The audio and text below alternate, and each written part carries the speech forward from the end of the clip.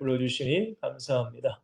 우리 사도행전 13장 그 엑시 13 우리 사도행전 5인 1주에 그 안디옥 교회의 중직들을 통하여서 우리에게까지 복음이 증거된 것처럼 우리 엑시 13을 통하여서 많은 영혼들에게 복음이 증거되기를 간절히 기도하며 한 명 한 명 무엇보다 성령으로 충만하게 하시고 이 약한 세상 가운데 우리가 믿음으로 승리하며 나도 살고 또한 많은 영혼도 살릴 수 있는 우리 모두가 될 수 있도록 축복하여 주시옵소서. 감사합니다. 예수 그리스도 이름으로 간절히 기도합니다. 아멘. 자, 오늘 말씀은 나의 현장입니다.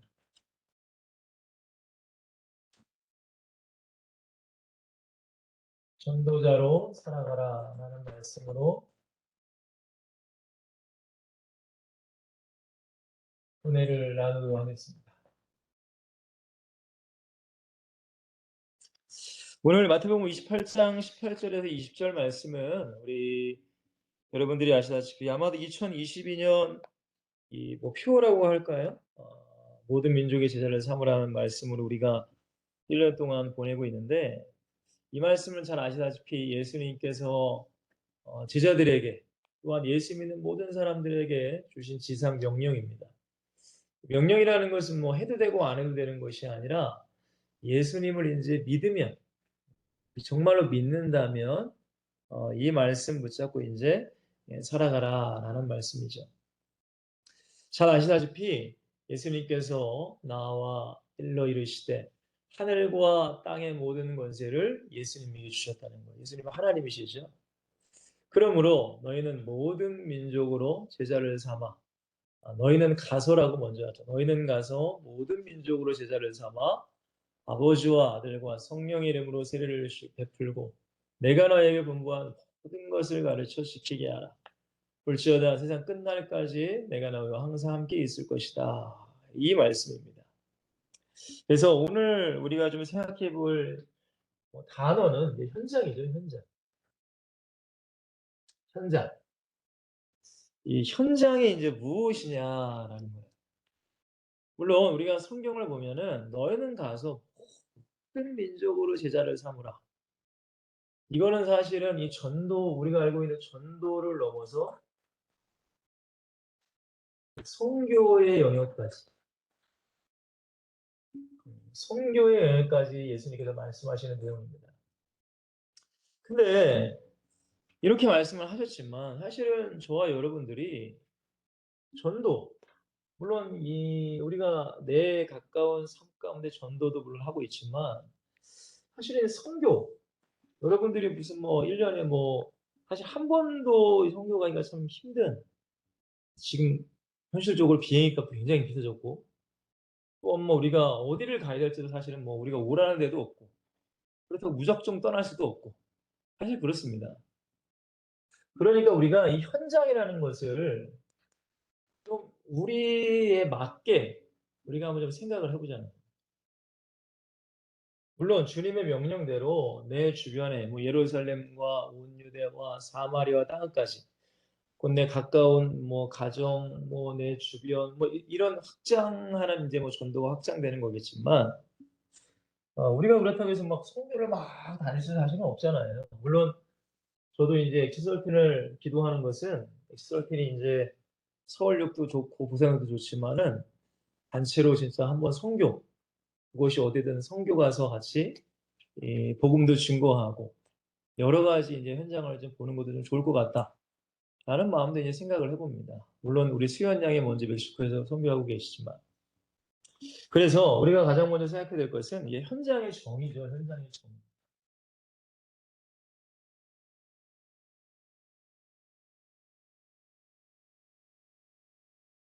현장의 정의입니다. 정. 우리의 현장은 어디냐 이거예요. 저와 우리 여러분들의 현장은 과연 어딜까요? 가장 먼저는 내가 있는 곳이다라고 했습니다.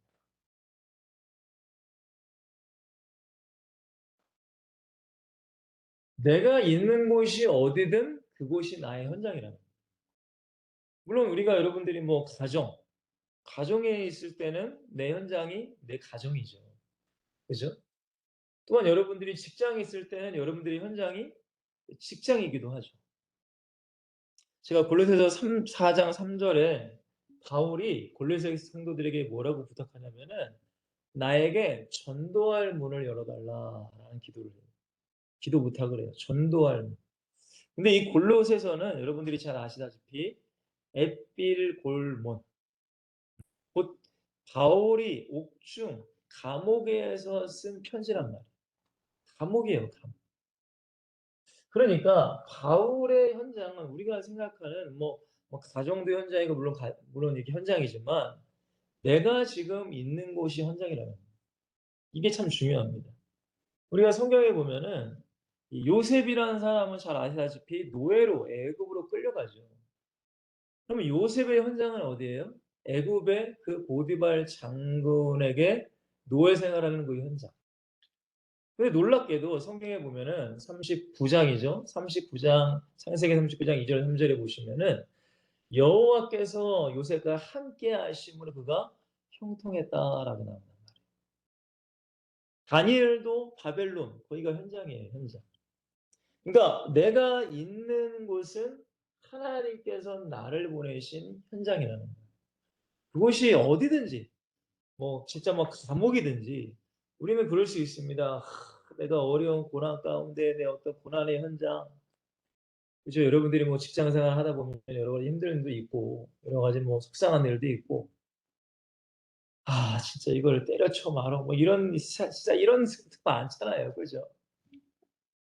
근데 어쨌든 여러분들 기도하시면서 어쨌든 그곳에 보내신 분은 하나님이라는 걸 우리는 항상 기억해야 된다는 거예요.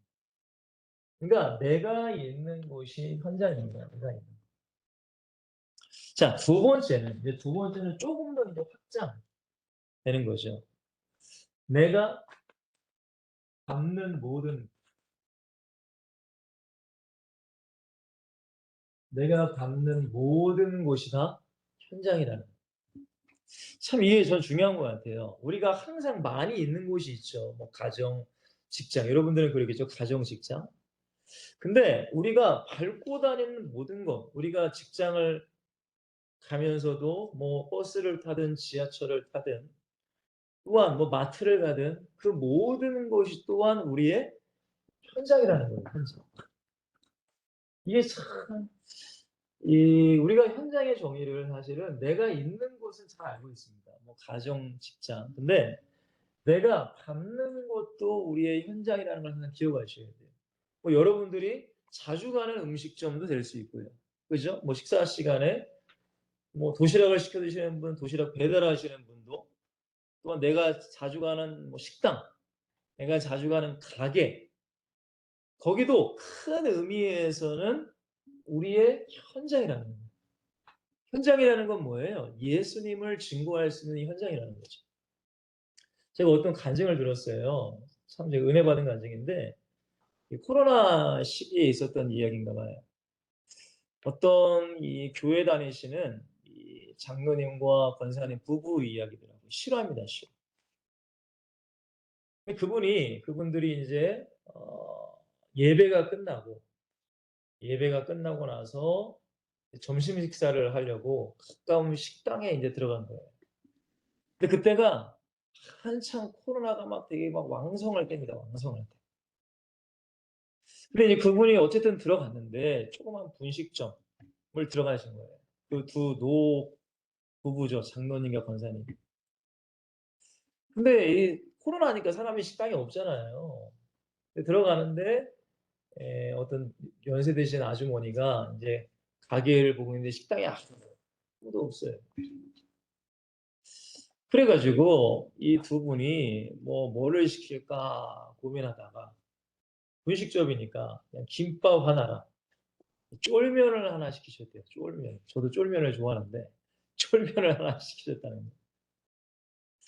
근데 이제 문제는 뭐냐면 손님이 인제 계속 없다 보니까 그 두 분이 물어본 거예요, 주인 아주머니한테. "요즘에 손님 많으세요?" 하니까 "아유 없어요. 어제도 잔치 2-3 그릇밖에 못 팔았어요." 막 이런 얘기를 하시는 거죠.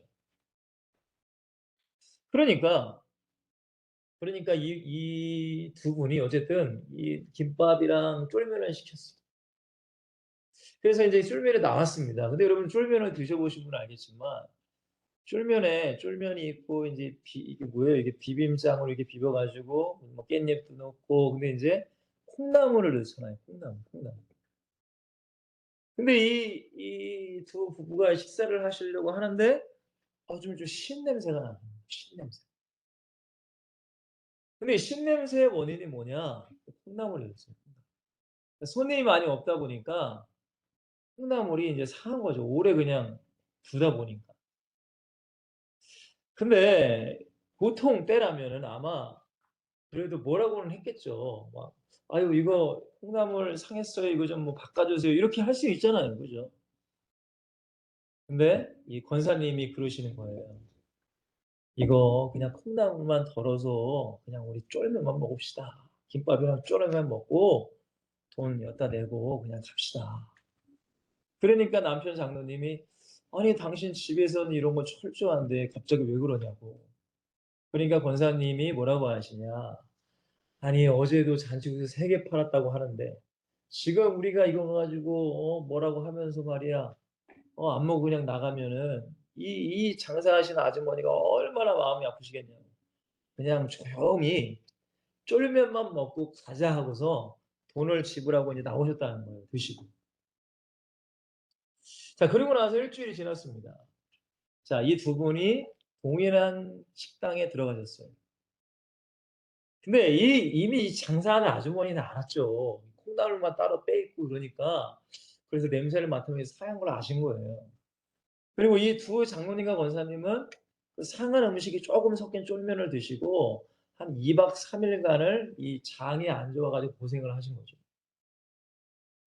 그리고 또다시 거기 갔어요. 그러니까 그 장사하는 아주머니가 그 두 분 노부부에게 장로님 권사님에게 "아니 이 콩나물이 상한 것 같은데 괜찮으셨냐."고. 그러니까 이분이 아이 괜찮았다고 신경 쓰지 말라고 오늘도 김밥이랑 또 쫄면 주시라고. 그래 가지고 그 장사하는 아주머니가 "아유 그러면은 오늘은 제가 음식값을 안 받겠다."고. 그러니까 이 두 분이 아니라고 받으시라고. 근데 그래서 이 두 노부부가 1 년을 넘게 이 식당을 간 거예요. 매주마다. 근데 참 놀랍죠. 이 노부부가 예수님을 얘기도 한 것도 아니에요. 근데 이 두 분이 교회 나오는 딱 티가 나잖아요. 그죠? 성경책이 있고 뭐 이런 게 티가 나잖아. 자 1 년이 지나고 나서 이 장사하시는 아주머니가 어떻게 됐을까요? 그 노부부가 다니시는 교회에 등록하시고 교회를 다녔다는 거예요. 여러분 이게 실화입니다, 실화. 제가 극동방송에서 들은 실화거든요. 참 이런 걸 보면 여러분들 우리가 생각할 때 '야 전도하는 거, 교회 한번 데려오는 거 참 쉽지가 않거든요.' 저도 지금 뭐 전도를 하고 다니고 있지만 쉽지가 않아요 사실. 정말로. 근데 이 두 분은 그냥 1 년간 뭐 예수님 얘기도 하지 않았어요. 그냥 그분에게 뭐라고 해야 될까요? 그냥 뭐 그냥 선이라고 해야 될까요? 뭐라고 해야 될까요? 하여튼간 그런 모습을 보이니까 이분이 예수 믿으라고 말도 하지 않았는데 교회를 제 발로 찾아왔다는 거예요. 사랑하는 엑소서친 여러분들, 내가 받는 곳이 우리의 현장이라는 거. 그러니까 참 이것이 여러분들 우리가 영적으로 끼어 있지 아니하면 사실 이것까지 우리가 생각하기 참 어렵습니다, 사실. 굉장해요. 근데 바울이 사도행전의 그런 사역을 보면은 여러분 모든 사실은 밟는 모든 현장이 다 복음 증거할 수 있는 현장이었어요, 사실. 바울이 여러분들 감옥에도 가죠. 그죠? 어떤 뭐 성에도 들어가죠. 어디든 유대인에게도 회당에도 이방인이 있는 곳에도 우상이 있는 곳에도 밟는 모든 것들이 바울이 전도할 수 있는 현장이었다는 거예요. 여러분 우리는 멀리는 가지 못하지만 우리가 반복적으로 자주 가는 데는 있습니다. 그죠? 뭐 가까운 마트나 뭐 편의점일 수도 있고요. 편의점 아르바이트하는 학생일 수도 있고 그런 여러 가지들을 물론 우리가 때로는 희생할 수도 있습니다. 손해 볼 수도 있습니다. 어떤 분의 간증은 이런 간증도 하시더라고요. 차 사고가 났어요. 근데 그 차 사고 낸 그분이 무면허인 청년이었어요. 무면허인 청년. 그러니까 여러분들 이 합의를 안 해 주면 큰일 난단 말이에요. 감옥에 가요. 그래 가지고 그 아버지가 와서 이제 합의를 해 달라고. 합의금은 넉넉히 채워 주겠다고. 근데 이분이 교회 안수집사님이에요. 근데 그 교회의 특징이 뭐냐면은 이 전도에 대한 걸 목사님이 굉장히 강조하시는 교회였어요. 그래서 무조건 중직들은 1 년에 10명 이상 전도해야 된다. 이게 그 교회의 그 모토야. 그러니까 '아 어떻게 하면 전도해야 될까? 어떻게 하면 전도해야 될까?' 그러니까 그분이 합의금을 내면서 "아 우리 합의해 달라고." 이렇게 하니까 그 안수 집사님이 "아 당연히 합의는 하는데 부탁이 하나 있다."고. "그러면 우리 교회 한 달만 일단 나와 달라고." 그렇게도 전도하는 거예요. 그러니까 여러분들 전도라는 것은 사실은 우리에게 여러 가지 방법이 있다는 거죠 사실. 근데 우리가 고정관념을 가지고 선입견을 가지고 '그렇게만 전도해야 된다.'라고 생각하면은 전도에 대한 현장 가운데 우리가 그것을 볼 수만이 없다는 거죠. 그러니까 여러분들 내가 있는 곳은 당연히 우리가 현장이지만 내가 밟는 곳도 현장이라는 걸 꼭 기억하시라는 거예요. 자, 한 가지 더. 자, 내가 뭐 하는 곳이에요? 바라보는 바라보는 곳이에요.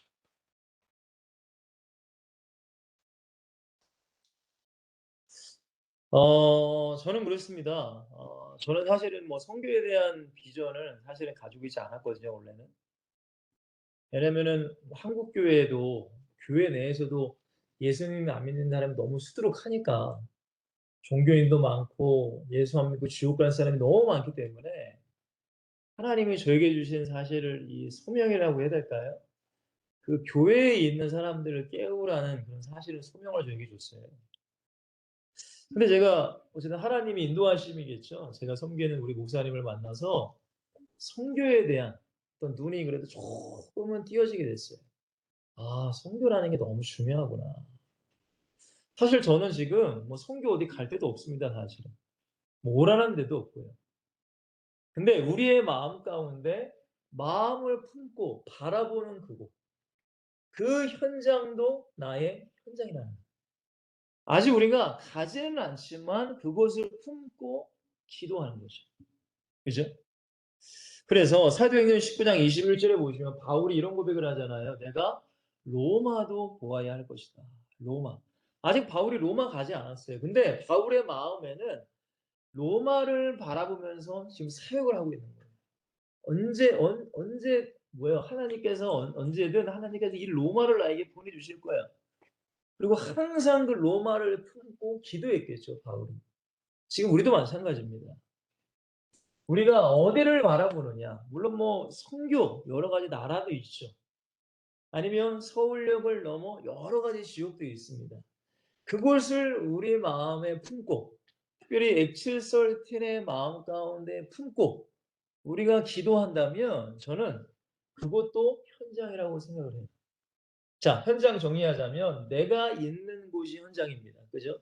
쉽게 가정, 뭐 직장 그런 것이 현장이에요.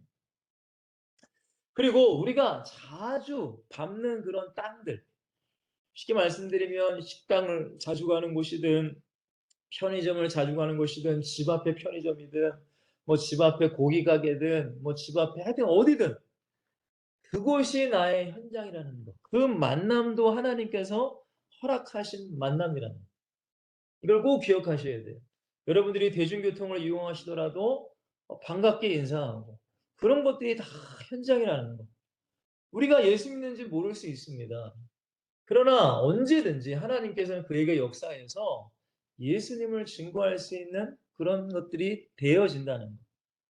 더 나아가 우리가 내 안에 품고 기도하는 그곳, 그것이 여러분들이 어딘지 모르겠어요, 저는. 우리 지금 엑스설텐의 임원분들이 지금 어느 나라를 위해서 또 어떤 지역을 위해서 기도하는지는 잘 모르겠지만 어쨌든 서울역과 부산역은 저는 계속 기도하고 있으니까요. 근데 어쨌든 더 지경을 넓히라는 하나님의 말씀처럼, 내 입을 넓게 열라는 하나님의 말씀처럼 우리가 내 마음에 품고 기도하는 나라든 어떤 지역이든 그 모든 것도 우리의 뭐예요? 현장이라는 거예요. 현장. 이걸 우리는 항상 우리의 마음 가운데 품고 있으셔야 됩니다. 자, 그렇다면 우리가 이러한 현장에서 전도를 하는 거예요. 물론 말을 하든 안 하든 우리의 삶으로든 우리의 표정으로든 우리의 모습으로든 전도를 하고 있는 거예요. 그러면 현장 전도의 목적이 뭐냐?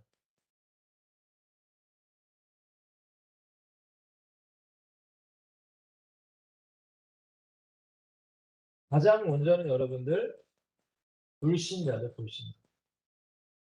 불신자들에게 예수를 안 믿는 사람들에게 복음을 제시하는 거예요. 쉽게 말하면 복음을 증거한다는 거죠. 근데 복음을 제시하는 것은 여러 가지 방법이 있습니다. 우리가 알고 있는 뭐 구원의 길을 하든 예수님에 대해서 잠깐 설명을 하든 제가 말씀드렸듯이 내 얼굴과 내 삶을 통해서 예수 믿는 모습을 보여주든 여러 가지가 있습니다. 근데 어쨌든 우리는 불신자들에게는 어쨌든 복음을 제시할 수 있는 사람이 되어야 됩니다. 그러기 위해서는 복음을 제대로 알아야 되겠죠. 그죠, 여러분들? 복음은 그냥 교회를 왔다 갔다 하는 게 복음이 아니잖아요. 그죠? 그러니까 예수 그리스도를 바로 알아야 되고 말씀을 바로 아셔야 됩니다. 그래야 정확한 복음을 제시할 수 있어요. 여러분, 제가 지난주에 계속 기도하면서 여러 가지 생각을 했어요. 저도 지금 저희 섬기는 교회에서 사역을 하고 있지만 어린 후대들이 많은 코로나로 인해서 뭐 저희 교회는 자체적으로 이제 수련회를 많이 했거든요. 근데 뭐 수련 은혜 받는 자리도 없어지고 점점 예배도 빠지고 점점 그러다 보니까 신앙들이 완전히 바닥을 칩니다. 그러다 보니까 또 사춘기가 이제 겹친 아이들도 있고 여러 아이들이 있어요. 근데 어쨌든 목사기 때문에 복음을 증거한단 말이에요. 제발 좀 예수님 믿을 수 있도록 하나님께 기도하면서. 하나님께서 어떤 마음을 주셨냐면 물론 하나님은 사랑의 하나님이시지만 또 하나 공의의 하나님이시라는 걸 저에게 다시 한번 말씀하시면서 이 복음이라는 것은 누구에게나 다 증거되게 되어 있습니다. 어느 누구에게나 복음에 다 기회가 있습니다. 냉정하게 말하면 그 복음을 받아들이느냐 받아들이지 않느냐에 따라서 모든 인생은 사실 결정되는 거예요. 물론 성경에 보면은 제가 지난번에도 우리가 나눴듯이 뭐 예종론, 장로교가 굉장히 강조하는 칼빈 신학이죠. 하나님은 예정하셨다. 에베소 1장에 쫙 나오잖아요. 뭐 예정에 대했다. 근데 예전에 우리가 말씀 나눴듯이 예정론만을 가지고 얘기하면 안 된다. 분명히 우리에게는 하나님께서 뭘 주셨다고? 자유의지라는 것도 주셨다라고 우리가 말씀을 나눴죠. 그러니까 여러분들 이러한 것들을 우리는 잘 이해하셔야 돼요. 그러니까 우리가 할 수 있는 것은 뭐냐? 복음을 얘기하는 것뿐이에요. 사실. 그들이 정말로 예수 믿고 구원을 받는 그것은 우리가 할 수 없는 것입니다. 사실. 제가 그것 때문에 고민하고 하나님 어떻게 합니까? 물론 저는 목회자니까 그런 고민도 해야 되고 기도해야죠. 근데 하나님께서 말씀하시더라고요. 너는 복음만 얘기하면 된다는 거예요. 너는 예수에 대해서 얘기하고 하나님 나라에 대해서 얘기하라는 거예요. 하나님께서 하시고 그 영혼들을 움직이는 분도 하나님이고 또한 그들의 영혼도 스스로 하나님을 사모할 때 예수 믿기를 사모할 때 하나님의 은혜로 구원의 역사가 일어난다는 말씀을 저에게 주시더라고요. 사랑하는 엑스절텐 여러분들 우리가 할 수 있는 것 불신자에게 뭐예요? 복음을 제시하는 거예요. 제시. 어쨌든 우리가 할 수 있는 복음을 얘기하는 거예요. 그들이 믿건 안 믿건 그것까지는 우리가 상관할 수가 없습니다. 복음을 끊임없이 얘기하고 하나님의 사랑을 끊임없이 얘기하고 우리의 사역은 그거란 말이에요. 자, 또한 누구에게요? 종교인입니다. 종교.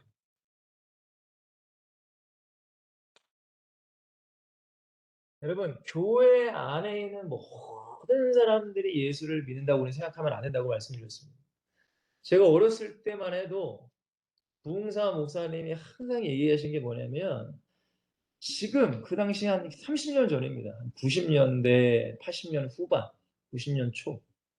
근데 목사님들이 항상 하시는 말씀이, 지금 교회가 100명이 있으면 3분의 1 정도밖에 구원을 못 받을 것이다 라는 얘기를 많이 하셨어요. 그러니까 그 당시에도 80년대, 90년대가 항상 성령이 충만한 때 막 부흥의 시대거든요. 근데 많은 목사님들이 그래도 3분의 1, 교회 안에서도 여러분들 알곡이 있지만 쭉정이가 있다고 예수님이 말씀하셨잖아요. 근데 그렇게 부흥하는 그때도 3분의 2는 구원을 받지 못할 것이다 라는 얘기들을 많이 하셨단 말이에요. 물론 교회마다 다 다르지만. 근데 지금은 여러분들 사실은 더 심해졌죠. 사실은 더 심해졌어요. 누가 예수를 믿는지, 사실은 누가 종교인지 사실 구분이 안 되잖아요. 그죠? 우리가 생각할 때 교회만 오면 다 예수 믿는다고 생각하니까. 근데 최소한 여러분들은, 전도하는 사람들은, 물론 우리가 뭐 판단하고 정죄하는 그런 입장이 아니라 성경적으로 진짜 이 사람이 예수님을 믿고 있는가를 우리는 항상 점검을 해 나가셔야 돼요. 저는 목회자이기 때문에 그런 것들을 항상 기도하고 점검을 해요. 이 아이, 우리 성도들, 우리 뭐 청년들, 우리 중고등부 학생들, 그 영혼을 위해서 항상 기도한단 말이에요. 자, 그렇다면 교회는 다닌다고 하지만 예수는 안 믿어. 그냥 뭐 불신자랑 하시는 별반 다를 게 없어요. 그냥 교회만 일주일에 한 번 정도 오는 정도야. 자, 이런 사람들에게는 이 복음이 실제가 될 수 있도록 우리가 기도하고 만들어 가야 되는 거예요. 이게 전도예요.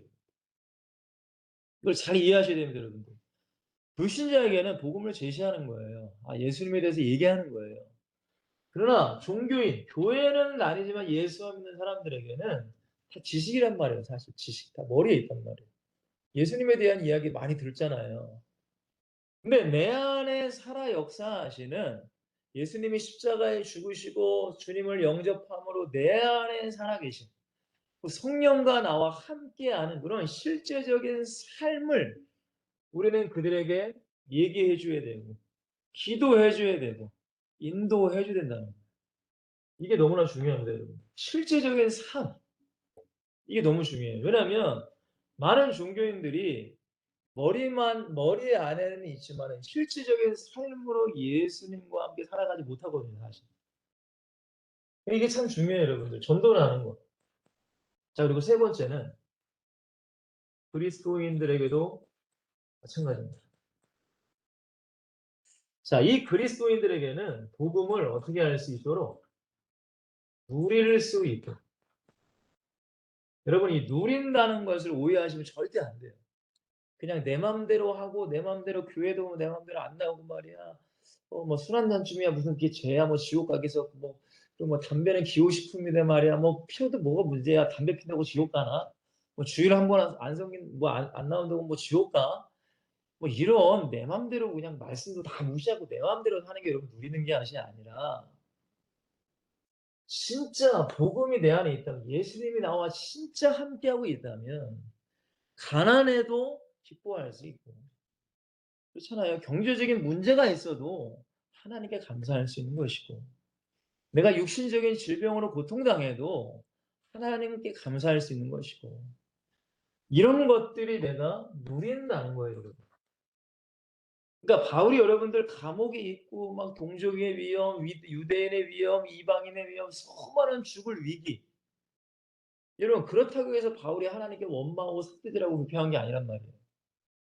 빌립보서 4장에 보시면 여러분들 바울이 뭐라고 해요? 나는 자족함을 배웠다라고 한다. 자족함. 스스로 만족하고 스스로 하나님 안에서 평안하고 스스로 주님으로 충만한 삶. 그러니까 뭐가 부족하고 뭐냐, 그것 때문에 힘들고 그것 때문에 원망하고 그것 때문에 삐지고 그것 때문에 시험 들고, 이거는 복음을 내가 누리는 게 아니란 말이에요. 이걸 꼭 잘 이해하셔야 됩니다, 여러분. 그러니까 예수를 진짜 믿는 사람들, 그래도 성령과 함께하는 사람들, 그래서 성령의 인도 속에서 내가 막 때로는 내가 질 수도 있고 또한 성령님이 이길 수도 있고 막 이렇게 티격태격 영적 싸움이 일어나는 사람들, 그 사람들에게는 복음을 누릴 수 있도록 해주는 게 전도란 말이에요. 그러니까 우리는 어디까지 가야 돼요? 우리가 여기 3번까지 가야 1번의 사람과 2번의 사람과 3번의 사람에게 사역을 할 수 있는 거죠. 아니 우리가 여기 있으면은 어떻게 사역해요? 이 사람들 사역 못하죠. 우리가 사역을 당해야 되겠죠. 자, 다시 한번 정리할게요. 현장의 정의입니다. 현장의 정의. 그리고 내가 현장에서 전도자로 살아가는 것은 불신자, 종교인, 그리스도인을 대상으로 우리가 복음을 친구하는 거예요. 복음을 제시하기도 하고 또한 복음이 실제가 될 수 있도록 뭐 나의 간증도 할 수 있고요. 나의 뭐 여러 가지 이야기 또한 누릴 수 있도록 그를 위해 기도하고 여러 가지 형태로 우리가 전도자의 삶을 살아가는 거예요. 그냥 단순히 여러분들 불신자에게만 내가 전도한다. 그것만이 전도가 아니라는 거예요. 왜? 주님이 원하시는 건 결국엔 여러분들 제자가 세워지길 원하세요. 제자. 그게 중요한 거예요, 여러분들. 우리가 실컷 전도하고 나서 그 사람이 여러분 교회 잠깐 나오다가 다시부터 세상으로 가면은 너무 마음이 아프죠. 그죠, 여러분들? 자, 세 번째입니다, 그랬는데. 자, 현장 전도의 이제 사역들이에요. 우리가 그러면은 이러한 사람들에게 어떻게 사역을 해야 되는가? 현장 전도의 사역들에 대해서 우리가 좀 나눠봅시다. 자, 우리가 이제 실질적으로 하는 거예요, 여러분들. 우리가 해야 되는 겁니다. 가장 먼저는 불신자에게는 뭐 해야 돼요? 전도해야죠. 뭐 전도에는 여러 가지 형태가 있죠. 지금 우리 엑스월티니아 하는 뭐 서울역이나 부산역에 다니면서 하는 게 우리가 알고 있는 노방전도라고도 하죠. 노방전도. 돌아다니면서 하는 거예요. 돌아다니면서. 그죠? 막 그냥 무작위로 그냥 어떤 대상도 없이 그냥 무작위로 이제 전도하고 다니는 거죠. 물론 우리 엑스월티는 노숙자분들을 위해서 또 전도를 좀 많이 하시지만 어쨌든 우리가 노방전도라는 방법을 통해서 전도할 수 있습니다. 그리고 또 여러분들이 해보셨는지 모르겠지만 축포 전도라고 있죠. 축포 전도. 축포 전도는 뭐냐면은 가가호호 집에 들어가시든 상가에 들어가시든 전도하러 다니는 거예요. 지금 제가 하는 것은 이거 하고 있어요. 축포 전도하고 있어요. 저희 주변에 가게들을 들어가서 이제 복음지를 주고 복음을 제시하기도 하고 뭐 복음지도 놓고 오고 저는 이제 그런 전도를 하고 있어요. 길거리 다니면서 하는 게 아니라 방문하는 거죠. 집을 방문하거나 가게를 방문하거나. 또한 여러분들 어떤 전도도 있어요. 관계 전도라는 것도 있어요. 그러니까 이러한 전도 방법을 통하여서 누구에게 접근하는 거예요? 우리 신자들에게 우리가 접근을 하는 겁니다. 그러니까 여러 가지 형태가 있다는 거예요. 전도라는 것은. 뭐 어떤 전도만 정답이 아닙니다, 여러분들. 항상 잊지 마세요. 사람들은 그런 것 같아. 아, 내가 하는 것만이 대단하고 내가 하는 것만이 정답이라고 생각해요. 여러분 아니에요. 물론 어떤 목사님들은 선교도 하시는 목사님들 계시지만 어떤 목사님들은 저기 시골에서 바닷가에 사람들 몇 명 안 되는 곳에서 시골 목회하시는 목사님의 사명도 분명히 있다는 거죠. 그러니까 여러분들 누가 위대하고 누가 작고 그런 거는 우리가 판단할 수가 없는 겁니다. 사실. 아니 뭐 몇만 명 있는 교회 목사님은 위대한 목사님이고 아니 무슨 10명 데리고 목회하시는 분은 뭐 작은 목사님이다. 우리가 육신의 눈으로 봤을 때는 우리가 이렇게 판단할 수 있지만 그거는 여러분들 하나님 앞에 가봐야지만 판단은 나는 거예요.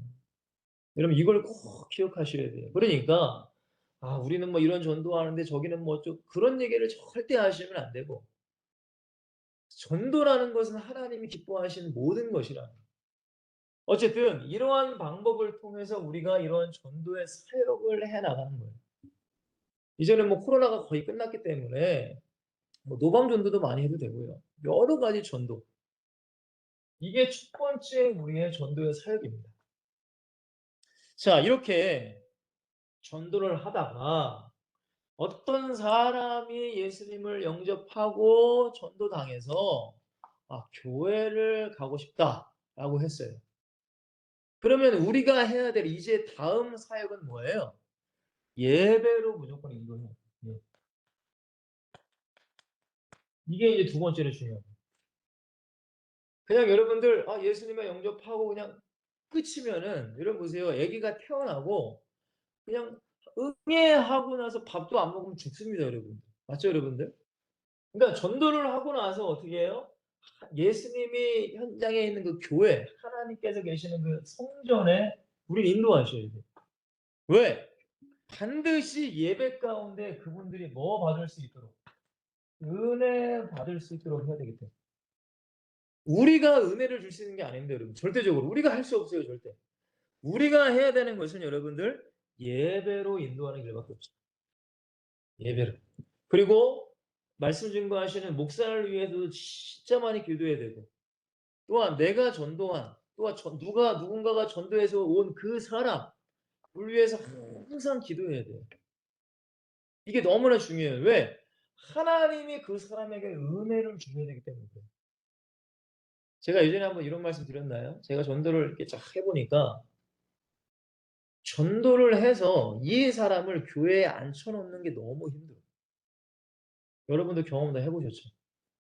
저도 여러분들 전도사 때부터 선생님 때부터 전도했구나.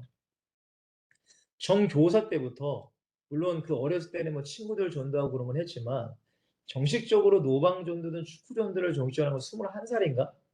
선생님 제가 이 중고등학교 교사를 할 때부터 전도를 하기 시작했어요. 뭐 중학교 가서도 전도도 하고 초등학교, 고등학교 전도도 하고요.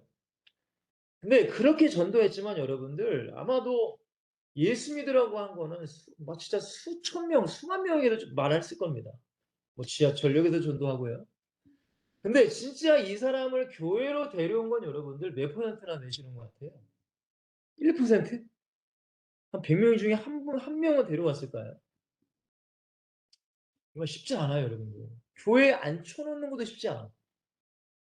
근데 여러분들 교회에 앉혀놨다고 해서 교회에서 말씀을 통해 은혜 받는 확률은 더 적어. 더 적어요, 여러분. 교회에 앉았다가 간 사람도 저는 굉장히 많아요. 솔직히 제 사역 현장에서. 교회는 데려와요. 어쨌든 앉혀놔요. 무슨 뭐예요? 초청잔치다, 뭐 친구 이렇게 굉장히 많이 데려온단 말이에요. 근데 그때 한 번 나온 친구들, 그 다음 주에 한 번 나온 친구들, 뭐 한 달 후 나온 친구들, 그러고서 안 나온 친구들이 수두룩하단 말이에요. 그러니까 교회에 앉혀놓는 것도 쉽지 않지만 교회에 앉혀놔서 은혜 받게 하는 건 더 어려워. 근데 은혜를 받았다 쳐요. 근데 여러분 은혜 받고서 이 은혜를 유지하고 믿음이 성장하는 건 사실 더 어렵단 말이에요.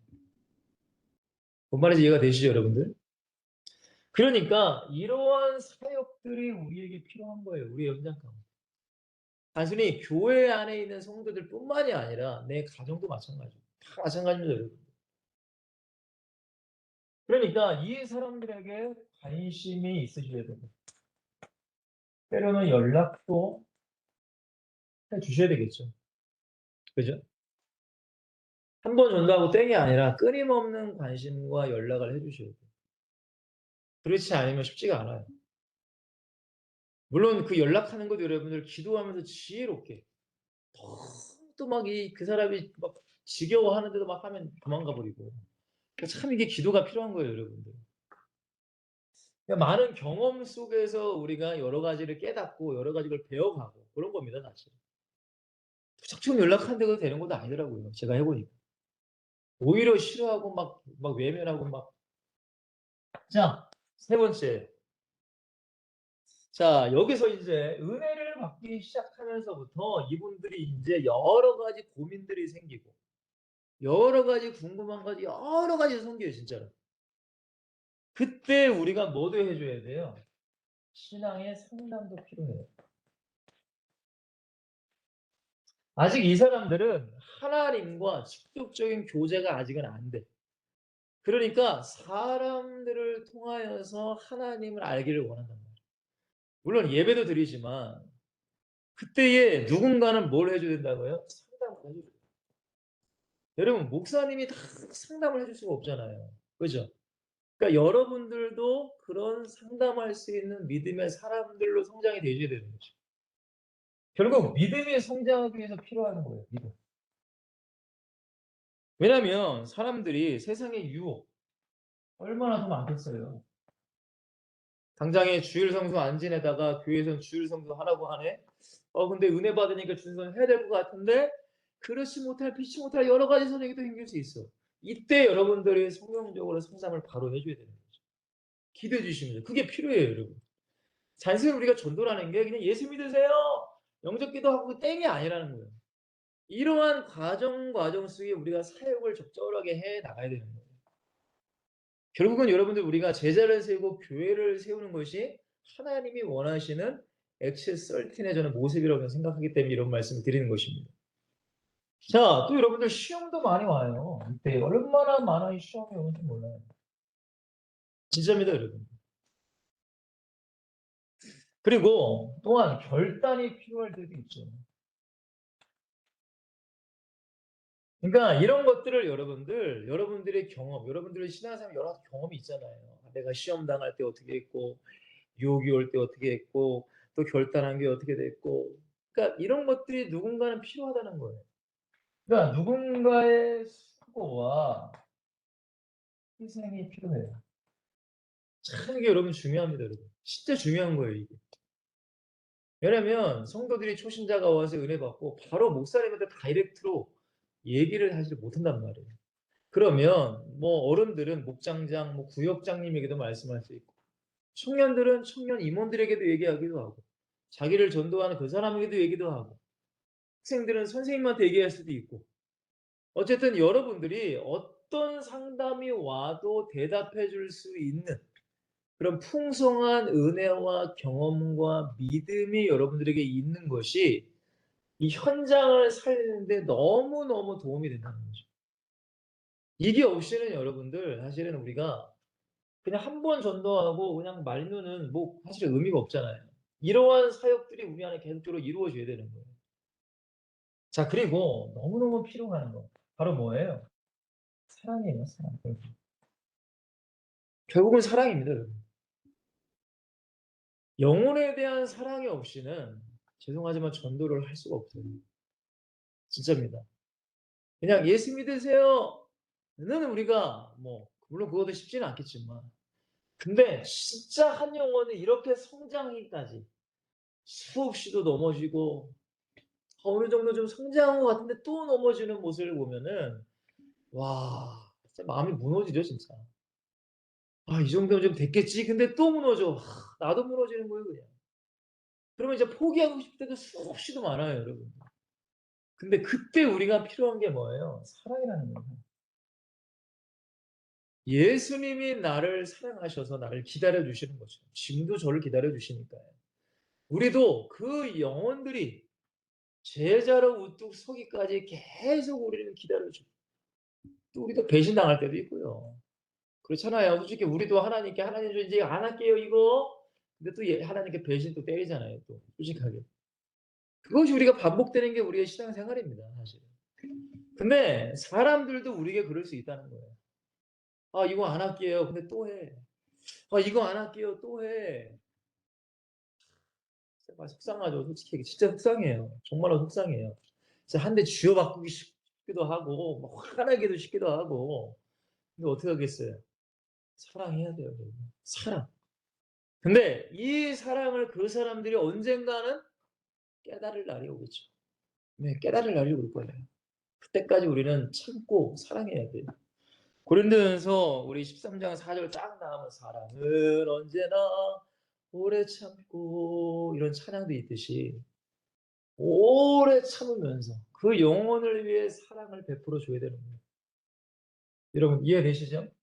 오래 참아야 돼요. 기다려 줘야 되는 거예요. 포기하시면 안 돼요.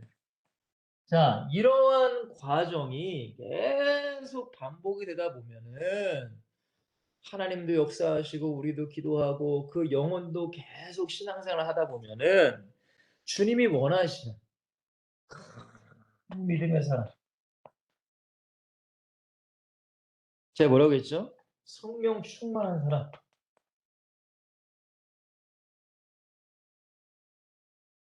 진짜 성경이 말하는 제자가 되는 거예요. 여러분, 여기까지 가는 게 전도입니다, 전도. 이게 진짜 전도죠, 이제. 그죠? 그래서 다시금 이 사람을 통하여 어떻게 해요? 또 다른 사람을 전도하게 만들어요. 그죠? 그러니까 우리가 저 한 명을 세우면 또 그 사람이 또 한 명을 세워 나가는 거예요. 이게 주님이 오시는 그날까지 우리가 사역해야 될 삶이에요, 사실. 우리가 한 명을 진짜 제자를 세우든 두 명을 세우든 그건 상관없습니다, 사실. 근데 진짜로 한 명을 제자로 세우는 사람은 진짜 대단한 거예요, 진짜. 여기까지 가는 게 쉽지 않다는 거예요, 여러분들. 여러분 교회 안에서도 여러분들 여기서 계속 어린 양하고 그러신 분들이 얼마나 많아요, 여러분들. 진짜로 많아요. 뭐 조그만 말 한마디에 시험 들고 조그만 말 한마디에 뭐 화내고 조그만 말 한마디에 막 성도님들끼리 다투고 그것도 막 화해시키고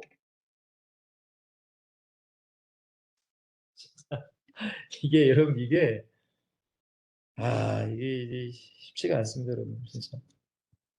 근데 잘 되면 좋잖아요. 근데 또 잘 돼. 또 언제 싸우니 잘 돼.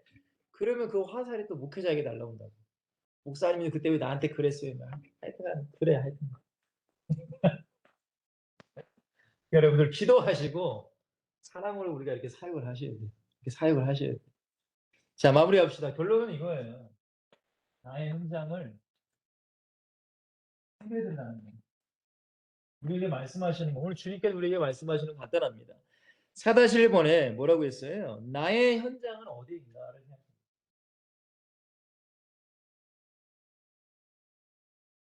자, 실질적으로 우리가 생각해야 되는 거예요. 나의 진짜 현장은 어딘가. 제가 말씀드렸죠. 내가 있는 곳, 내가 밟는 곳, 내가 바라보는 곳. 그럼 나는 현장을 어디까지 생각하고 지금까지 있었는가를 생각해 보시면 돼요. 대부분 내가 지금 있는 곳까지는 현장이라고 생각할 수 있어요. 근데 내가 밟고 사는 곳, 내가 자주 만나는 사람들, 또한 내가 바라보는 곳까지 생각하지 못할 때가 사실은 많습니다. 그러나 여러분들 입을 넓게 여시고 지경을 넓히셨으면 좋겠어요. 지경을 넓혀 가시는 거예요. 전도에 대한 지경, 더 나아가 엑스털튼이 선교에 대한 지경을 조금씩 넓혀 가시는 거예요. 그래서 나의 현장은 어디인가를 여러분들 깊이 묵상하시고 생각을 해보셔야 돼요. 나의 현장. 나의 현장이 있어야 될 거 아니에요. 그죠? 아니, 저 같은 경우는 뭐 당연히 제가 섬기는 교회겠죠. 제가 섬기는 교회, 뭐 제 가정, 뭐 지금 뭐 축구 전도하는 그런 뭐 상가 그 사람들. 그리고 뭐 제가 뭐 가끔 가는 편의점 자주 안 가는데 저는 잘 마트를 안 가가지고 뭐 이마트 가니까 이 캐셔들 얼굴도 다 모르겠고 하여튼간 뭐 인사는 잘하니까요 어쨌든. 그러니까 여러분들 가장 먼저는 나의 현장이 어디인가를 생각을 해보세요. 나의 현장. 자, 두 번째. 그러면 그 여러분들의 현장에 누가 있는가? 이거를 한번 생각해 보시면 돼요. 누구. 그러니까 우리가 전도할 대상자, 사역할 대상자가 누구 있는가를 곰곰이 생각하셔서 뭐 정리, 뭐 글자로 정리를 하셔야 되고요. 왜냐면 계속 기도하셔야 되니까. 어쨌든 여러분 계속 이 사람들을 놓고 기도하는 거예요, 결국에는. 그게 나의 현장이기 때문에. 자, 그리고 더 나아가 그러면 이게 중요하죠. 그러면 나의 현장, 이 어디고 누가 있는가만 여러분들이 딱 정해지면 그러면은 그 현장을 살리기 위해서 내가 무엇을 해야 되는가? 이거 무엇 해야 될까요? 무엇 해야 돼요? 이런 사역을 해야 되겠죠. 그죠? 그죠? 서울역이나 부산역 같은 경우에는 전도하는 거죠, 전도. 노방전도. 맞죠, 여러분들? 그리고 여러분들의 교회 내에서는 2, 3, 4번의 사역이 있으셔야 되겠죠. 물론 뭐 서울역에서 만나신, 부산역에서 만나신 분들에게도 2, 3, 4의 사역을 꾸준히 해 나가야 하는 거죠. 우리 우석 형제도 마찬가지고. 계속적으로 우리가 사역을 해 나가는 거예요. 무슨 말인지 이해가 되시고, 내가 뭘 해야 되냐, 이걸 우리는 살펴봐야 된다는 거예요. 끊임없이 우리가 고민하면서 기도하면서.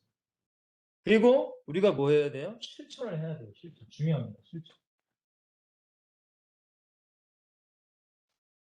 제가 그랬잖아요. 제가 이제 제자 훈련에 대한 말씀을 증거하면서 제자 훈련에 가장 큰 문제가 뭐냐? 탁상 공론. 책상 안에서만 우리가 얘기하고 들으면은 아무 의미가 없다고 했어요. 그쵸? 제가 한번 말씀드렸죠? 우리가 지금 말씀을 듣는 건 너무 좋아. 예배드리면서 하나님 말씀 은혜 받는 거 너무 좋아. 근데 그 은혜를 가지고 그 믿음을 가지고 나의 현장 가운데 뭐 하셔야 돼요? 실천하는 거예요, 실천. 여러분, 이 실천이 되지 아니하면 사실은 우리는 결국에는 지식신앙으로 전락해 버릴 수밖에 없습니다. 이게 사실 굉장히 무서운 거거든요. 사실은. 목사인 저도 마찬가지고 누구든 다 마찬가지예요. 우리가 실천하지 않고 내 머릿속에만 안에 있고 그냥 내가 과거에 내가 했다. 우리 많은 분들이 그러거든요. 나 과거에 했어. 나 전도했어. 옛날에 많이 했어. 지금 안 하면 문제죠. 그죠, 여러분들? 근데 많은 분들이 그런 얘기를 많이 하세요. 과거에 나 많이 했어. 과거에 예배도 하고, 과거에 나도 새벽 예배하고, 과거에 나도 뭐 전도하고 다녔어. 여러분, 연세가 많이 드셔서 못하신 거는 우리가 이해할 수 있지만, 근데 과거만 얘기하고 현재의 나의 삶의 실천이 없다면 그거는 어떻게 보면 큰 문제죠. 그죠, 여러분들? 자, 마지막 결론입니다. 나의 현장을 우리가 이렇게 살아가면 결국엔 우리의 생명의 끝이 분명히 옵니다, 여러분. 저도 나이가 이제 43인데 저희 아버님, 어머님 연세가 이제 70이세요, 70. 아버님 70을 넘기셨고. 그래서 저희 어머니 목회를 하시니까 어머님이 그러시더라고요. 이제 나는 죽을 날만 남았다. 그렇게 솔직하게 말씀하시더라고요. 아, 이제 죽을 날만 남았지 뭘. 거의 70 가까이 되시니까. 근데 그것이 여러분들 사실은 우리가 10년, 20년, 30년 후에 우리가 고백해야 될 얘기란 말이에요. 우리는 다 죽습니다, 사실. 우리 젊음이 여러분들 뭐 영원하진 않잖아요. 근데 그 시간이 사실은 길어 보이지만 굉장히 짧은 시간이에요. 정말 진짜 짧은 시간입니다. 그렇다면 우리가 오늘 말씀 가운데 내가 이 현장을 위해서 이렇게 사역을 해나가면 하나님은 반드시 영원한 천국입니다. 천국. 상급과 권리가. 이 천국에 대한 소망과 확신이 있지 않으면 사실은 이러한 사역을 해 나갈 수가 없어요. 정말.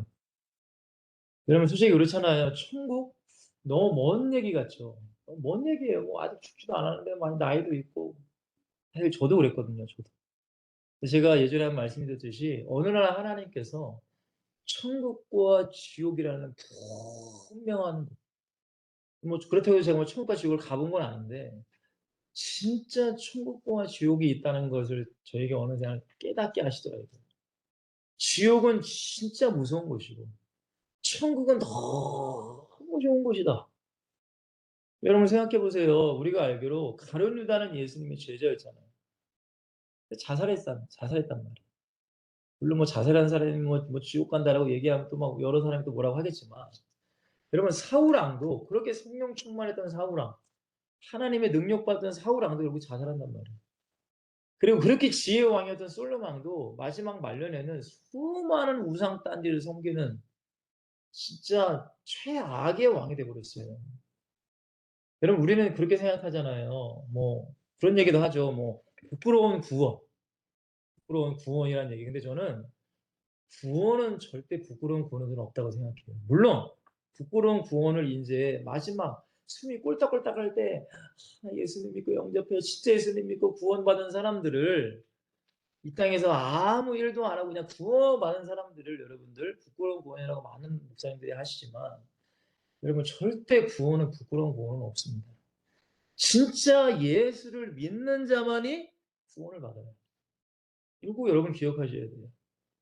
예수 안 믿으면 죄송하지만 교회 10년, 20년 뭐 장로, 권사, 목사 소용없어요, 여러분들. 진짜 예수를 믿는다면 반드시 고백도 해야 되고 마음으로 믿어야 되고 내가 삶 가운데 그리스도인의 삶을 살아갈 때 주님이 나의 믿음을 인정하셔야 됩니다. 여러분 백날 나 혼자 나 예수 믿는데요. 여러분들 우리가 그 뭐예요? 그 용산으로 이전했나요? 대통령 오기는데 우리가 가서 나 윤석열 대통령 알아야 돼. 문 좀 열어주세요. 열어줍니까? 윤석열 대통령이 나를 알아야 문을 열어주는 거 아니에요? 여러분 나 스스로만 난 과거에 신앙생활 잘했어. 지금 내 나름대로 예수 잘 믿어. 근데 그 나의 믿음을 예수님이 인정하시지 않으면 주님 앞에 쓰는 날 예수님께서 나는 모른다 할 수 있단 말이에요. 여러분들 진짜 우리가 예수님을 믿는 사람이 돼야 돼요. 부끄러운 그런 거 없어요, 여러분들. 물론 믿음에 따라서 천국에는 상업과 면류관이 다 다를 수 있습니다. 근데 저는 예전에 뭐라고 기도했냐면 하나님 솔직하게 상급과 면류관 물론 받으면 좋습니다. 그러나 천국만이라도 들어가게 해달라고 제가 기도를 한 적이 있어요. 왜? 제가 보니까 천국으로 들어가는 그 믿음의 길이 성경에 뭐라고 하죠? 좁은 문 좁은 길이라고 하잖아요. 누가복음 13장 23절 24절에 제가 한번 말씀 나눴잖아요. 어떤 사람이 구원받는 사람이 좋습니까? 예수님께서 뭐라고 하셨다고요? 좁은 문으로 들어가기를 힘을 써라. 여러분 힘쓰라는 것은 하나님이 알아서 해준다는 게 아니란 말이에요. 아까 제가 예정론 자유주의 제가 말씀드렸죠? 예수님께서 말씀하신 거예요. 좁은 문으로 들어가기를 힘을 써야 된다. 그러나 들어가기를 구하여도 못하는 자들이 많다라고 예수님이 말씀하세요. 왜? 세상에 유혹이 너무 많어. 악한 사단이 믿는 자들까지도 여러분들 미혹한다고 성경에 마태복음 24장 24절인가 그렇게 말씀하고 있잖아요. 사랑하는 우리 익스per트 여러분들, 가장 먼저는 내가 전도자로서 정말 예수 믿는 자의 믿음을 우리가 가지셔야 됩니다. 정말 이게 너무나 중요합니다, 여러분들. 이 세상에 물론 수많은 것들이 중요하지만 하나님과 나와의 관계 속에 내가 진짜 예수님을 믿고 나의 믿음을 예수님이 인정해 주시는가?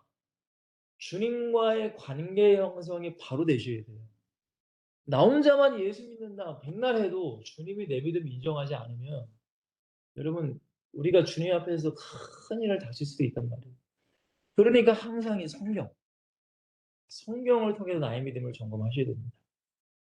자, 말씀 정리할게요. 현장에 대한 정의 제가 말씀드렸습니다. 현장이 어딘가 무슨 너희는 가서 모든 민족으로 제자를 삼으라고 해서 우리가 당장 무슨 미국, 호주, 무슨 캐나다, 아프리카 갈 수 없어요.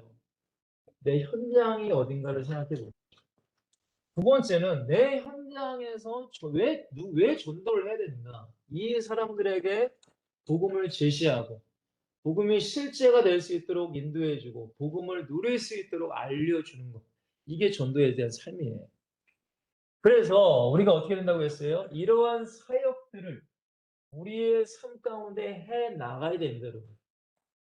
하나하나 그 현장, 가정에서도 여러분 우리의 교회에서도 여러분들이 선생님이라면 어떤 사역을 하신다면 그 모든 사역이 이런 것들이 계속적으로 순환되고 이루어져야 돼요.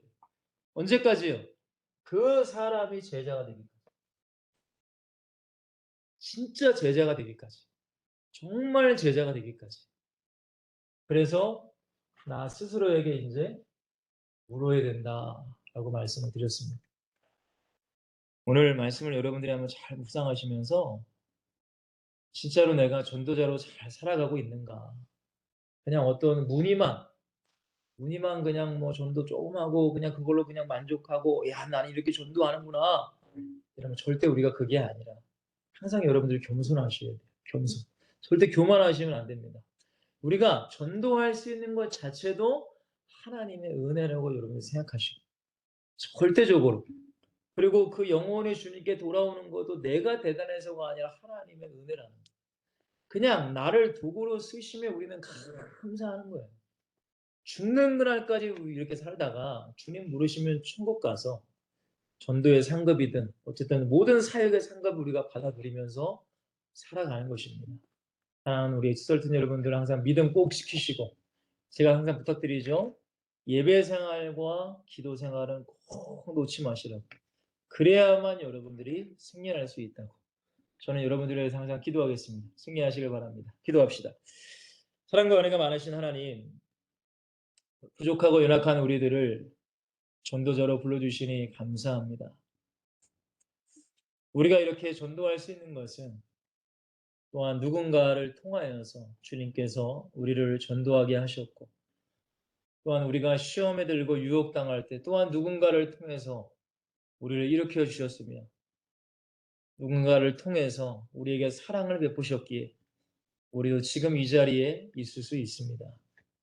하나님, 이제는 우리의 손길을 누군가가 필요해하고 있습니다. 하나님, 우리가 항상 기도하며 나의 현장을 항상 생각하게 하시고, 또한 누구에게 복음을 제시하고 복음을 실제화하며 복음을 누릴 수 있도록 우리가 알려줄 수 있는가를 또한 우리가 항상 생각하게 하시고, 내가 정말로 무엇을 할 수 있는가, 내가 할 수 있는 최선의 것을 우리가 함으로 주님이 기뻐하시는 우리 모두의 썰틴이 되기를 간절히 기도합니다. 서울역과 부산역 전도 가운데 모든 엑설틴이 하나 되어서 그 놀라운 전도의 축복을 누리게 하시고, 우리 모든 우리의 삶의 현장 가운데서도 이 복음 증거의 축복을 다 누릴 수 있도록 인도하여 주시옵소서. 지금 멕시코에 가 있는 우리 수연 자매에게도 그 현장 가운데 많은 것을 보고 많은 것을 느끼고 많은 것을 경험하며 돌아와서 함께 은혜를 나누게 하시고, 우리 엑스설튼이 더욱더 하나님이 기뻐하시는 아름다운 사역들을, 복음 전도의 사역들을 감당할 수 있도록 큰 능력과 큰 은혜를 우리 임원분들에게도 모든 회원분들에게도 함께하여 주시옵소서. 다음 주까지 건강하게 만날 수 있도록 인도하여 주실 믿사옵니다. 예수 그리스도의 이름으로 간절히 축복하며 기도하옵나이다. 아멘.